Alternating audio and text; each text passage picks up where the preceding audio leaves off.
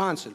Mr. Chief Justice, I send a question to the desk on behalf of myself and Senators Hawley, Cruz, Kramer, Braun, Perdue, Barrasso, Rubio, Risch, Sullivan, Ernst, Scott of Florida, Daines, and Fisher for both the House managers with response from the Council of the President. Thank you.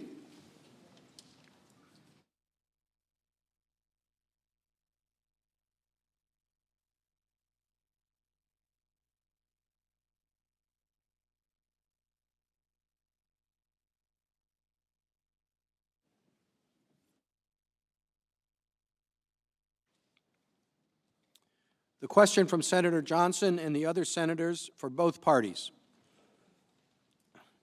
Recent reporting described 2 NSC staff holdovers from the Obama administration attending an all-hands meeting of NSC staff held about 2 weeks into the Trump administration and talking loudly enough to be overheard, saying, "We need to do everything we can to take out the president."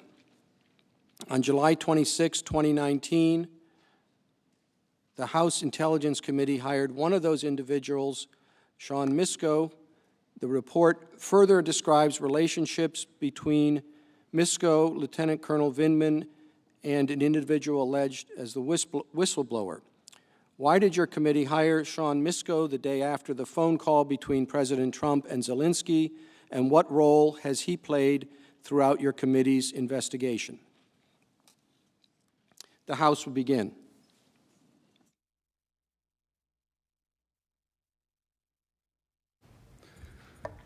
First of all, there have been a lot of attacks on my staff.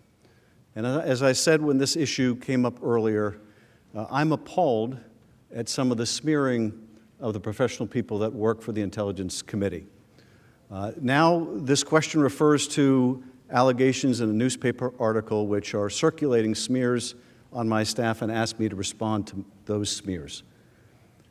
And I will not dignify those smears on my staff by giving them any credence whatsoever, nor will I share any information that I believe could or could not lead to the identification of the whistleblower. I want to be very clear about something.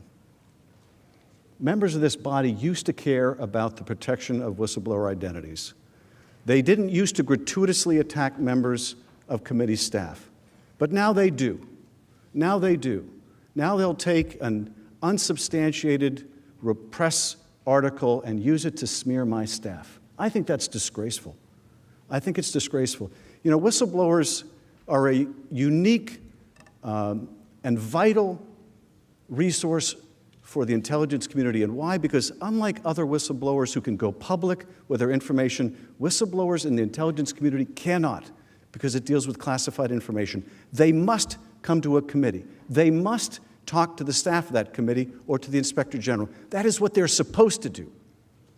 Our system relies upon it. And when you jeopardize a whistleblower by trying to out them this way, then you are threatening not just this whistleblower, but the entire system. Now, the President would like that, nothing better than that. And I'm sure the President is applauding this question because he wants his pound of flesh. And he wants to punish anyone that has the courage to stand up to him. Well, I can't tell you who the whistleblower is because I don't know, but I can tell you who the whistleblower should be. It should be every one of us.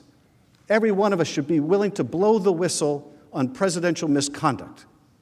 If it weren't for this whistleblower, we wouldn't know about this misconduct. And that might be just as well for this president, but it would not be good for this country.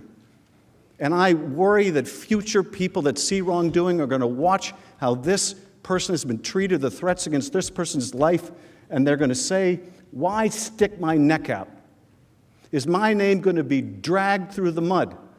Will people join our staff if they know that their names are going to be dragged through the mud? Thank you, Mr. Manager.